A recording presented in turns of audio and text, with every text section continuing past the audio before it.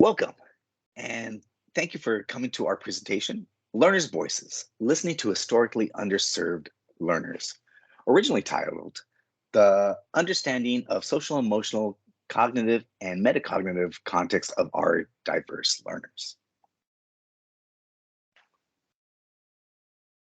I am Chris Camacho. I'm a Latino male wearing a white shirt, and I'm a senior research scientist at Pearson doing mixed methods research. I'm a social psychologist by training, and I look to see the impact of motivation on learning. And I try to bring that into our research and into our presentation today.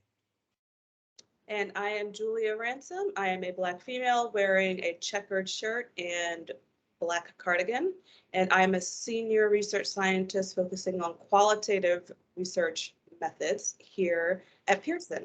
And my background is in urban education, and I focus on equity in education for historically underserved populations. And I also bring a qualitative research methodology specialization to Pearson. And who is Pearson? Well, at Pearson, our purpose is to add life to a lifetime of learning. We believe that every learning opportunity is a chance for personal breakthrough. And we do this by providing lifelong learners with enriching experiences to help them progress to their personal goals. The work that Julie and I do, the research that we do, is focused on measuring the efficacy and learning in all our products and services, with a focus on examining equity. So, what we're going to talk about today, our research objective, the goal of this research is to gain a better understanding of our learners' needs by actually listening to the voices of historically underserved learners. We're going to do this in two different ways. We're going to have some discussion on some quantitative questions that we've asked, such as, do learners of different backgrounds and experiences bring different goals, expectations, and preferences to their learning experiences? And we will also look at qualitative measures to examine barriers that learners of different backgrounds and experiences face. And the study design for our research, we conducted a cross-sectional survey in order to reach often historically underserved learners. The quantitative data was, we collected quantitative data to examine constructs that impact learning, and qualitative data to collect insights from individuals in their own words. So, in terms of our participant recruitment, we were not looking for a representative sample of the US. Our goal was actually to oversample from often underrepresented groups of individuals. So, in this screen, what you see on the left-hand side is a table that would represent a US representative sample of 600 individuals. And so what you see here is, of course, the 600 people distributed across Asian, Black, Disability, Latino, LGBT+, and white. What you find is the vast majority are going to be white people in this sample. However, if we use our equitable oversample strategy, what we did was essentially choose 100 people from each of those categories in order to get a richer database so that we could do some mining of their responses. So this is our general approach in terms of how we wanted to listen to those often missed voices.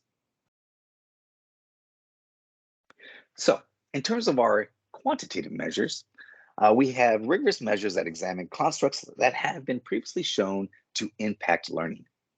Some of these constructs are general self-efficacy, beliefs about social mobility, subjective social status, grit, sense of control, and perceived discrimination.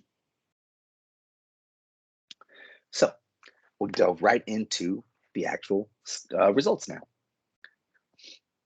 So in terms of generalized self-efficacy, the generalized self-efficacy scale assesses how much people believe they can achieve their goals despite difficulties. And so what you're seeing on the screen here is on the right-hand side is a graph that depicts the means that we found in terms of that the generalized self-efficacy scale related to Asian, Black, Disability, LGBT, Latino, and white. And so all the next few slides will have a similar format. And what I'll do is just highlight some of the key findings on each of these slides. So for example, relative to generalized self-efficacy, LGBT participants scored significantly lower when compared to other groups. And Asian participants also scored lower, although this was just a statistical trend. Go next slide. Another measure that we had in this one was grit, and this one was actually a modified version of grit. The grit scale measures the individual's tendencies to sustain interest and effort towards very long-term goals. And we modified this scale to actually have participants reflect on the past year. This was during pandemic, and we really wanted to see how people were coming out of the pandemic, so to speak. So the key findings in grit scale found that Black participants scored statistically higher on grit than some other groups. And LGBT participants scored significantly lower than some groups as well.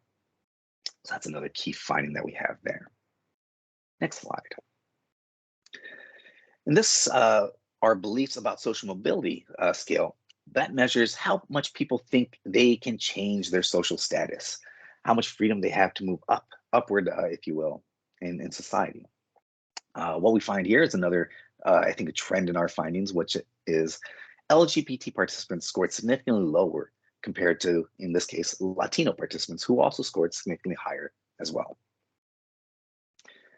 So another measure that we have here was our sense of control. And sense of control was divided into two groups, into two measures. One was personal mastery. That is a sense of you have your own personal control over your own life. In this metric, we found that LGBT participants, again, scored significantly lower compared to other groups, and disabled participants scored lower compared to Latino participants, which was a statistical trend. And that's some of those findings there for self-control. Next slide. Self-control in terms of perceived constraints. So this is now what barriers do they feel that they see in their life that they do not have control over.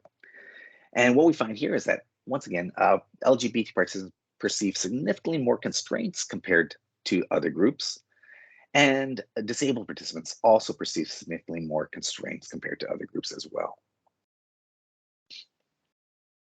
And this next measure we have here that we're going to display is on subjective social status. In this case, this measure was a single item measure that assessed a person's perceived rank relative to others in the group.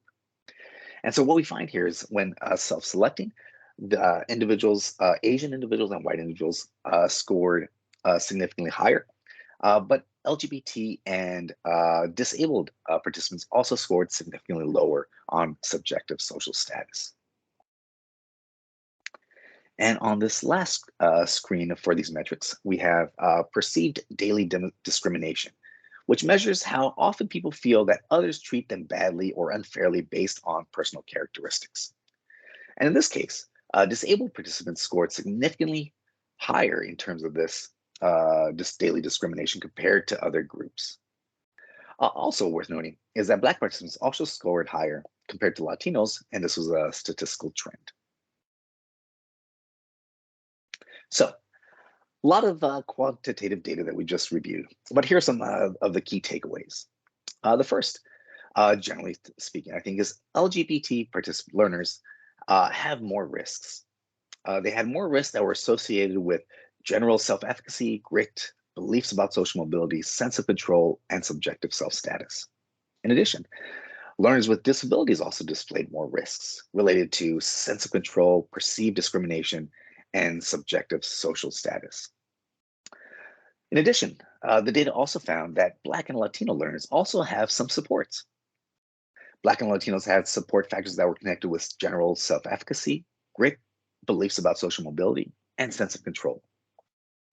So taken away, I think what we're trying to, the message we're trying to convey is just a better understanding of the context that learners have, and also what they might have to overcome, and what they could build off of as well. Next slide. So using this data, what we try to do is gain sort of a deeper insight into our learners. So we have, of course, we have demographics that are common across a lot of the research we do. So for example, this is a fictional person that we have displayed here, Maria. Her demographics might be Latina, female, she has vision limitations, a recent graduate, someone who's transitioning to the workforce. But overlaying that with our learning metrics, we could gain a deeper sense of her needs and her learning needs. For example, learning more about her self-efficacy or her mobility, social mobility or status, learn a little bit more about what it would take for her to meet her personal goals as well. So, in addition, I'll be handing this over to Julia, where she'll talk way about some of the qualitative findings we have. But what's something you'll see is also this learning metrics profile, which will be covered a little bit. Great. So I will now cover some of our initial qualitative results from participants or learners. So the qualitative questions that we asked were open-ended, and we selected 3 of those questions to present to you here. So the first is, have you ever experienced barriers or challenges in reaching your learning goals at any point in your life?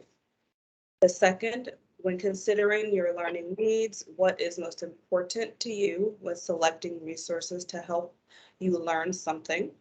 And the last question, what kind of support would you want to receive within a digital or print learning resource? So first, we will go to the barriers that people mentioned when it came to their learning goals. So overall, learners who reported having barriers to learning goals, that was 66% of our overall learners. And of the learners who expressed having barriers to their learning goals, 57% were non-white. And lastly, learners who self-identified as having a disability and who also reported having barriers to their learning goals comprised 34% of our learners. So some of the barriers that learners expressed fell into these 4 major areas. The first, the financial costs. So costs associated with entering and completing higher education were prohibitive. And secondly, learners experienced poverty in early life and financial instability, which created barriers to their learning that sustained. The next largest area was having a mental or physical disability. So diagnosed and undiagnosed mental health problems such as anxiety, depression, ADHD, and physical health problems were considered barriers to their learning goals. The next area, which is different from mental health, is neurodiversity. So people indicated having learning disabilities and autism that acted as barriers to their goals. And the fact that their neurodiversity was not supported in the pursuit of their learning goals. And lastly, the largest area was what we call contextual factors. So these were things like being unsupported in their K-12 or college environment. So kindergarten to 12th grade or after 12th grade into college, they didn't feel that they received support to reach their goals. And some expressed that they had a lack of internal motivation and also a lack of external motivation. So people who were really pushing them to succeed to reach their learning goals. So these were the 4 main areas, but in addition to those 4 main areas, there were other barriers mentioned that included time challenges, work and job related barriers, and family responsibilities. So our learners were all 18 and over. So a lot of these barriers are affiliated with being over the age of 18 and having other responsibilities. So the key takeaway for the learning barriers, there were no prominent differences in barriers across the racial ethnic groups. So although these groups tended to experience barriers at different rates, all of the barriers were relatively similar across those groups. However, we do have quotes from some of our learners. So a quote that represents financial barriers. One participant said, "I'm not able to afford the new textbooks or learning materials my classmates can. Although I can get into school, I can't afford any supplements." And as Chris mentioned, you'll see kind of on our graph where their perceptions of their efficacy, et cetera, kind of overlay. So how we can match that with what people said. When it came to contextual factors, one participant said lack of monetary resources, lack of close proximity physically to a learning center, and lack of assistance for Latino, queer, et al. Students brought up barriers and challenges for me. So these are all contributing factors, contextual factors that were barriers for this participant. And lastly, mental health. One participant said, my mental health is ruining my learning, and without accommodations, it is impossible to do anything. So in that quote is reflected the lack of support or accommodation for mental health. So although there were no real differences across racial ethnic groups, when we look specifically at barriers for people who self-identified as having a disability, learners with disabilities highlighted two main areas: difficulties with schoolwork, such as achievement and comprehension, and receiving no support to overcome those difficulties. And some people said they had an inability to succeed as a result of their disability or lack of accommodation for their disability, so directly contributed to their disability. And another quote reflective of this, one participant said, I am autistic and have ADHD. I did not receive support in school to help me work with and excel with my neurodiversity. And another participant reflecting the lack of support for schooling said, I didn't understand what I was learning in school and teachers didn't explain it to me. So the next area we asked participants about was about their learning resources. And we wanted to understand what was important when people considered learning resources. And the first thing people indicated was very important was cost. So the learning resource, whatever it might be, should be affordable, and the cost should not be so high as to prohibit use by a wide audience. The next was ease of use. So the resource should be easy to access. The resource should be easy to use and navigate, especially if online. The next area was people wanted engaging experiences with their learning resources. So materials should be interesting and hold attention while providing the learning opportunity. And last, people thought it was really important for the resource to be effective. So the learning resource should be effective in providing information and helping users reach their learning goal. And we have some quotes from some of our learners. So one learner said, the things that are most important to me when selecting resources to help me learn something would be ease of use as well as effectiveness. Without these elements, it wouldn't really matter because then I wouldn't learn much, if at all. And another learner indicated, when considering learning needs, the most important value to me is engaging experience because it helps me to better comprehend and absorb information. Finally, we asked them what support they would like when using a learning resource. So when using a print or online resource, what kind of support would people want? The first was people wanted access to multimodal resources. So support should be easy to access in whatever format learning is taking place. If it's online or physical text, they should have access to different types and different ways to reach their learning goals. Another was technical support. So support with using a resource if it's online, and things such as FAQ and support through chat. So frequently asked questions and answers that are accessible. The next was people really wanted study tips. So the ability to ask questions and receive answers as learners go through their learning material. And lastly, learners wanted access to instructors or tutors. So they wanted access to instructors or tutors either live or via chat during the learning experience. And here we have some more of our learner voices. One learner said, I would love to be able to have access to print material unlimited.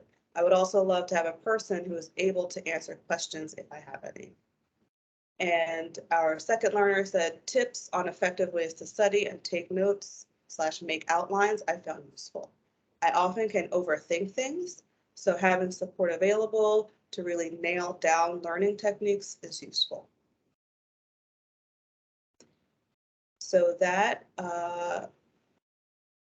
is the end of our qualitative results. And we have some next steps for the rest of our data and the rest of our study.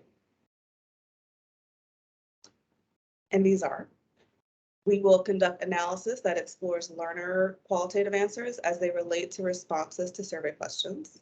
We also plan quantitative and qualitative analyses that explore differences across intersectional identities. And finally, we will conduct analysis of survey questions to understand how questions can be improved for future research. And I will stop sharing. Great. So thank you all for coming. Oh, you're on mute. Thank you all for coming. Yes. Thank you for joining our presentation. If there's any questions or any thoughts, you could always put some comments in below the video, and we'd love to hear from you. And we also will have engaging discussion questions available. That's right. Thank you. Thank you. Bye-bye.